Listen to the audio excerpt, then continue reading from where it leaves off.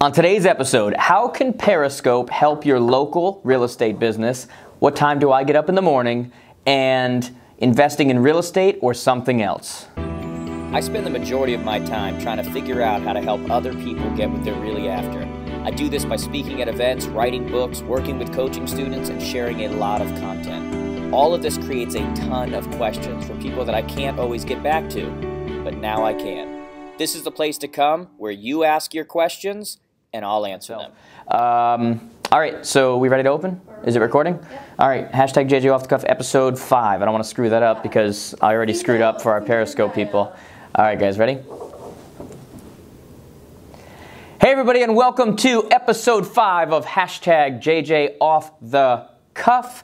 Welcome. We got some really cool questions today. As always, guys, if you want to ask questions, you can send them on Twitter or Instagram at JaredJamesToday. You can send them on Facebook, either on my personal profile, which is facebook.com/JaredJamesToday, or on my fan page, which I don't even know what the URL is. I think it's facebook.com/JaredJamesEnterprises. But just type in Jared James in Facebook. Always use the hashtag JJOffThecuff. We can answer questions anywhere from business, personal, sales, entrepreneurial, fitness, whatever you want me to answer within reason, I will answer for you. So with that being said, guys, let's get to our first question. Our first question is from Gerardo Rodriguez, and he says, how do you think Periscope can help an agent's business if you do not have many local followers besides other agents? All the action seems to be on Facebook. Gerardo, that is an awesome question. In fact, as we talk right now, I am actually, there's a phone looking at me and there's a camera looking at me because we are actually live streaming right now with Periscope. And I think, even though we're still building kind of a following on there at Jared James Today, that people, I think, really enjoy the behind the scenes look, right? It's a way that you can create context with people that you really couldn't do before. It's the ultimate Truman Show, which is really kind of amazing. But you do bring up a great point, which is how can we use that with our local real estate when Facebook seems to be, you know, the thing where everybody's going and whatever. And so here's what I would tell you. You could do things like this, which is a live show creating content around buyers and sellers that actually matters. I mean, the way you always win in today's marketplace, no matter what industry you're in, is by great content. People don't ignore great content, right? If you can give great content, people will keep coming back. They'll share it. They'll, you know, whatever it happens to be. But you bring up a great point after that, which is if you don't have any followers, or how do you build that following when Facebook seems to be the one that's winning everything right now, or just seems to be the juggernaut. And here's what I would do. Okay, and I'm thinking of this off the cuff, but here's what I would do. I would start doing shows, no doubt about it, even if you get one follower, you get one person on there covering some sort of different buying and selling thing, investment thing, whatever your thing happens to be. But then Periscope gives you an option to actually download that, whatever you did, that broadcast to your camera roll. And what you're going to want to do with that, that broadcast now is you can obviously tweet it out, but you can upload it as well to your business page on Facebook as an MP4.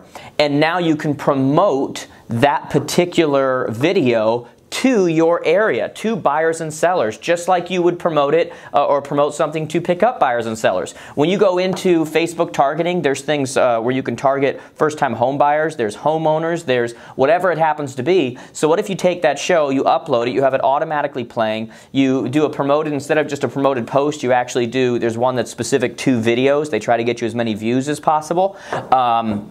And you actually promote it to your local area, and people start seeing this show and wanting to watch this show, and you keep mentioning on the show, or you actually put in the ad, hey, follow these live on Periscope. We shoot every Tuesday at noon. Check it out, you know, whatever it may be. That's one way you could take Periscope and now not only start to gain the following to get that that live audience, which there's something different about live, right? I mean, guys, you guys are watching right now on Periscope. There's something different about live. You've seen all this stuff. You've seen our mic check. You've seen me screw up the opening like you did. You get to see this different side, which is so cool, but then still capturing the overall market by simply targeting them with a Facebook ad or something like that. Very cool thing you can do today while subtly mentioning Periscope, Periscope, Periscope. subtly mentioning at Jared James Today, subtly mentioning whatever your thing happens to be, you can definitely grow a following as long as your content doesn't suck, right? Using the right tools does not make a product good, right? If your product sucked before the tools came along, your product's going to suck after the tools come along. You got to give great content. You've got to be yourself. You've got to be okay with screwing up, and that's really what gives the connection. So, great question. Our next question is from Lisa Charles, and she says, "Hi Jared, I'm a big fan and have been following you for years. My question is, what's one thing about you that we would be surprised to know, and what time do you get up in the morning?" All right, Lisa, these are literally like sometimes one of the most difficult questions to answer because I don't know what you know and don't know. You know what I think people would be, there's so many things I could say to this, but you know one thing that I think people would be really surprised to know about me? I'm not a natural optimist, okay? I'm not a naturally positive person. Like, I naturally see negative. I naturally am more judgmental. I'm naturally more like, that's what I'm naturally more like. Like, I literally have to train myself and try to control myself and try to, you know, the stuff that I say to you guys and everything, I'm saying to myself, and because I'm just not naturally like that. People think that, you know, when I get up in the morning, it's just like, you know, the hills are alive, you know, like the Sound of Music or whatever. And I just did that, didn't I? And it's just not true, although sometimes it happens, but it's more a trained thing. What time do I get up in the morning? You know, it's different. Are you asking what time I wake up or what time do I actually get out of bed? Because I'm usually up between 5:30 and 6 or so. My kids have a battle usually of who's going to snuggle daddy. You know, I'm in the office. I don't run hours like most people do, right? Like this morning I was in the office, I think at 7:30. I usually get in between 7 and 8. You know, I don't look at office hours like traditional people do. I'll leave many times, Rachel will tell you, I'll leave many times during the day. I go to the gym. Many times I'll go, because my day doesn't stop, right? Like the other day I was preparing for something, I was up till 4:30 in the morning doing something. That's just, I don't look at it like traditional hours. I have very much an entrepreneurial mindset where it's not that work never stops in a traditional sense, like I don't have a life and my, you know, kids just want my attention and that kind of stuff. I don't have an issue with that. But work never stops for me in the sense that I'm always thinking and I'm always game planning and I'm always coming up with ideas and how we execute on those ideas. I mean, how many times do we walk into this office and you guys walk in, the first thing I'm doing is, da-da-da-da, we gotta do this, we gotta do this. What if we did this? What if we did this? And we're just, you know, execution on ideas. You know, and I think the people around me are kind of okay with that because I've learned the balance of still being there and being present and being whatever, while also understanding that certain people are innately a certain way, and I'm one of those people. That you just can't, you know, it'd be like taking a racehorse and cutting off their legs. It's like their purpose is to run. Like, this is what I do. I think okay? So I wake up early. Although I don't think you have to be a successful person, I do wake up early.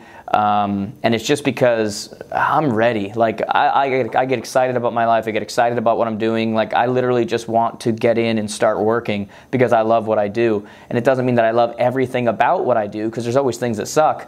But you know, I genuinely want to get going. I want to build. That's what fulfills me, okay? Our next question is from James Baylor, and he says, "I heard you recently say that you are more of a fan of investing in real estate than stocks. Why is that, and don't you worry about all the issues that come up with having tenants?"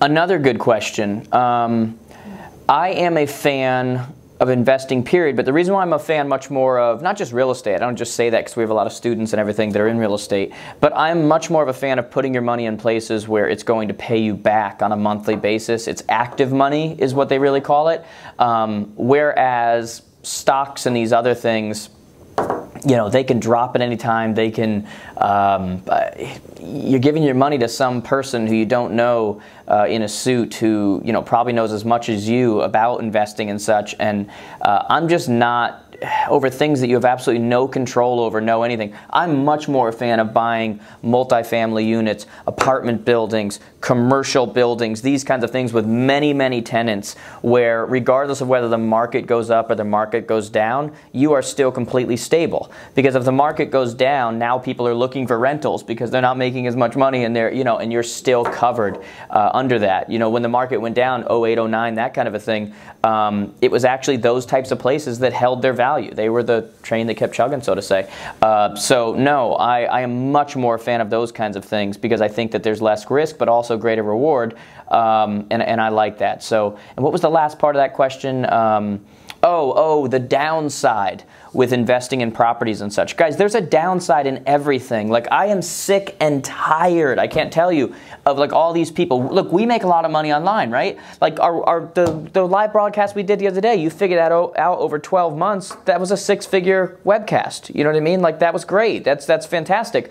But people who are preaching constantly how easy it is and how, you know, money just flocks to you and whatever is such bullcrap. That's not true. There is difficulties in everything you do, right? There is difficulty. What was it I said this morning? I said, and I think I tweeted this out, and I said, you know, is making money hard? Yeah, I mean, it's difficult. Making money is very hard, very difficult. But guys, get this right here, okay?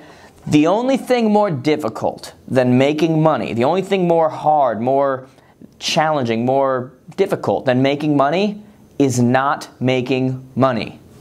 Okay?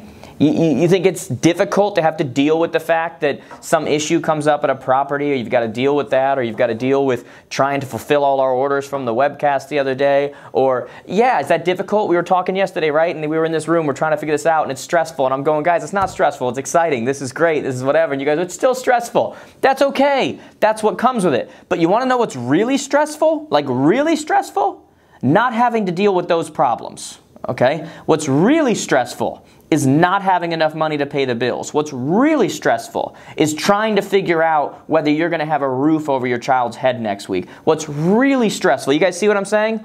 The only thing more difficult than making money is not making money. Good. What else? You got to tell me we're on our last question too, because I have to, what's that? Yeah, lots of love on that one. Oh, they like that one? Yeah, lots of hearts coming. They like it? What? Our last question is from Glenn Elliott, and he says, a JJ off the cuff question. Every time I watch the show, Anthony is always in the background watching TV. Does he ever work? Is that the last question? Does he ever work? God, this is going to be the second time we're involving Anthony for the last question of the show. Yeah. Okay. So we got a lot of love for that last one though, huh? Yeah. They like that, right? That was, you know what though, guys? That's why this is off the cuff, right? Because it's kind of like, you got to say what you're thinking. You've got to say, remember when we were talking about doing this show? I'll give you guys a little bit of behind the scenes love, okay? Remember when we were talking about doing this show? And we said we needed to do it because we're like, all throughout the day, like the way there's different things people are good at and different things they're not. Mine is like off the cuff, like I'll just think of things and examples and whatever. We're like, we got to put that on film. We've got to, you know, whatever. And that's why we really started this show. Because we're going, we just got to put you on the spot and just say what you want to say. And some answers are going to be so, you know, very normal. And some answers are going to be like, oh, that's a life changer. Like if you get that, that's a life changer, right? The only thing more difficult than making money is not making money. That's got to be a freaking keynote or something. We need to put that in a book or something. Yeah. All right. What's the question? Every time. Does he work? He's gonna love. He's gonna love this question. Can we see him? Can he? There he is. Anthony, are you working? Nope, not working. Here's your answer. All right, so just every time I see Anthony, he's watching TV. Okay, and then we're going to end the show? Yeah. All right, a little ironic that we're ending the second show in a row with a question about Anthony. So this is kind of like some Anthony love, but it's also some... So I get that you're joking around. Yes, Anthony works, guys. We run a cool environment where, you know, we can have the TV going, whatever. You know, I don't care about a relaxed environment. I don't care about coming to work in your jeans. I don't care about any of that. All I care about is you getting your work done, right? And so if that means, again, following up from our live webcast the other day, afterwards we go straight into a Cinco de Mayo party, you know, there wasn't margaritas, right? There was beer and chips and, you know, all this kind of stuff. But you know what? We were drinking beer sitting at this very table, going over interns and calling and, you know, whatever. Like, I don't care about the structure of this is the way it's always been done. What I care about is you getting your job done, and we don't have that issue with Anthony or anybody else here, or else they wouldn't be here anymore. Okay, so great question. Now, guys, that will conclude episode 5 of hashtag JJ Off the Cuff. Send your questions, guys. You ask your questions, I'll answer them. Make sure you use that hashtag JJ Off the Cuff. Twitter, Instagram, Facebook. You can do it on Periscope. I guess it would have to be live, though. Make sure you ask your questions, guys. Thanks so much.